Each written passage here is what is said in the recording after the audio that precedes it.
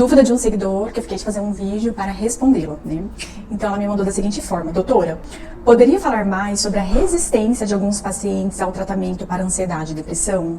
O porquê que isso ocorre? Como faz para os pacientes manterem o foco no tratamento? É uma excelente pergunta. Como que eu vejo essa situação toda? Primeiramente, ainda existe muito estigma sobre a psiquiatria.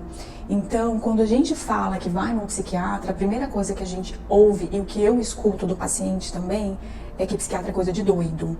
Então já tem esse estigma da psiquiatria. A segunda coisa é que as pessoas têm muito medo da medicação da psiquiatria. Medo de ficar dependente, medo que o medicamento vicia, medo de ficar dopado. Sempre a gente escuta, meu amigo tá indo no psiquiatra e tá lesado, tá babando, ele não tá legal, ele piorou. Então tudo isso são fatores que criam um bloqueio para o paciente não procurar o tratamento, ou até pior, né? Ele começa o tratamento e ele tem o preconceito, tem o medo, e aí quando ele chega na casa dele, tem o estigma ainda dos colegas tirando sarro. Tá indo no psiquiatra, isso é frescura, para de tomar essa medicação. Então todos esses fatores externos influenciam muito. Outro fator também que eu vejo que é muito desconhecido pela população é que as pessoas não entendem de fato que a psiquiatria é medicina. Antes da gente fazer a residência de psiquiatria, a gente cursa medicina, né? Então somos médicos.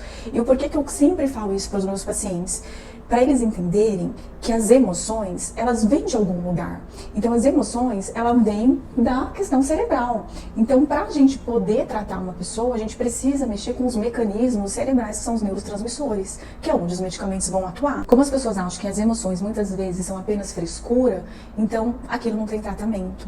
Então tudo isso faz com que dificulta a adesão do paciente. Também, além da adesão, né, muitos nem procuram por conta de tudo isso. Como reverter isso?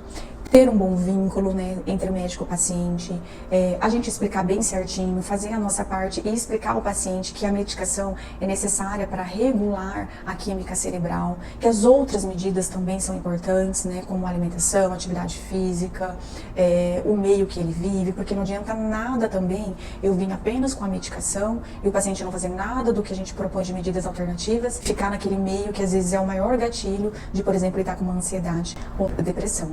Então, essa pergunta ela é muito preciosa e eu resolvi compartilhar com vocês para as pessoas terem mais acesso à informação e entender que a psiquiatria cuida da saúde mental e que ela também é medicina e que esses preconceitos devem ser acabados. Porque quando a gente tem uma saúde mental boa, tudo ao redor flui de uma forma muito mais saudável e produtiva.